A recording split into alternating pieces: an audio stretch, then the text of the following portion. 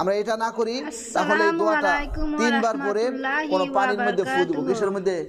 কোন পানির মধ্যে ফু দিব, কিংবা সাদা ভাত আছে না, সাদা ভাত, এটার মধ্যে ফু দিয়া সেরা 3 বার পরে 3টা ফু দিয়া সেরা এটা খাইলেই ইনশাআল্লাহ কাটা চলে যাবে। ঠিক আছে তো?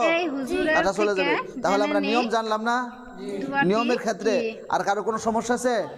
হ্যাঁ, তুমি বলো তো দেখি, এই দোয়াটা 3 বার পরে গলার মধ্যে কি করতে হবে? দম দিতে হবে। কয়বার পরে কয়টা দম দিতে হবে? 3বার বলে 3টা। হ্যাঁ, কয়বার পরে কয়টা দম দিতে হবে? একবার পরে একটা, দ্বিতীয়টা পরে দ্বিতীয়টা, তৃতীয়টা পরে তৃতীয়টা। হ্যাঁ হ্যাঁ হ্যাঁ, তাহলে কয়টা দম দিতে হবে? 3টা। 3টা, ঠিক আছে।